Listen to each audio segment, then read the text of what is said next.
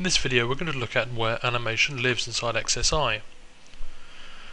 Here is my sphere. I'm going to open up a Explorer, and inside my scene here we can see the sphere. The sphere has kinematic properties. The kinematics are scaling, rotation and translation properties, and these are separated local and global. If I were to click on rotation here and set a keyframe and then set another keyframe, I've set it underneath the local transforms. This is reflected by down here Kinematic Properties.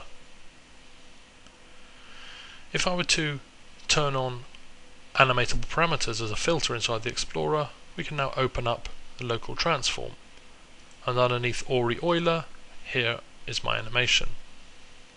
We can get to this in many different ways. If I do Control K, it brings up the local transform properties, and here we can see the same reflection of the Explorer.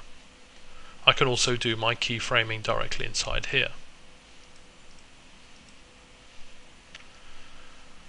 So the first type of animation, function curve or keyframed animation, will live underneath the object. Another type is expressions.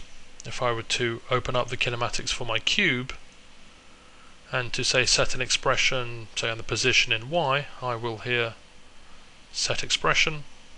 I will just do the current frame.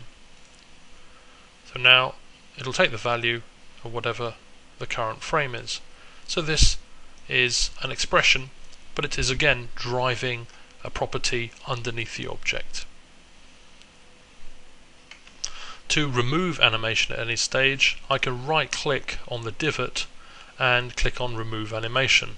I can also access the removal of animation, copying and pasting from this list here. So if I were to do some straight keyframing of my cube,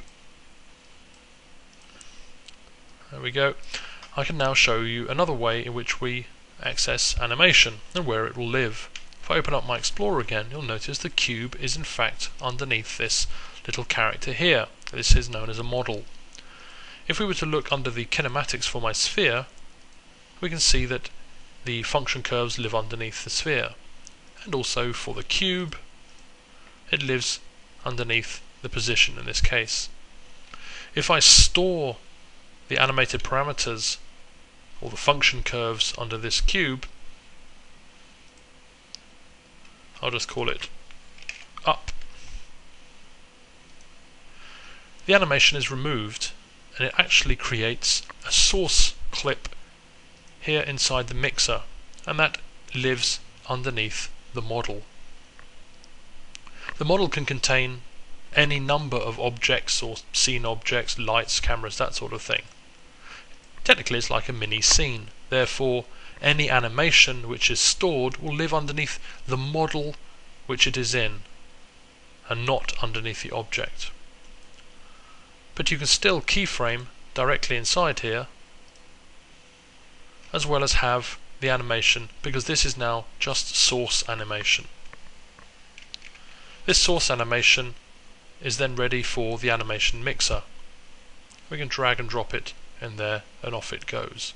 And you notice at each stage the icons change in the divots to reflect what is currently driving it. So we have function curves, expressions and source data. Inside the source data we can also have this referencing an external file. Currently it's internal, but as you can see here we have the options to make it external, and these are where your animations will live.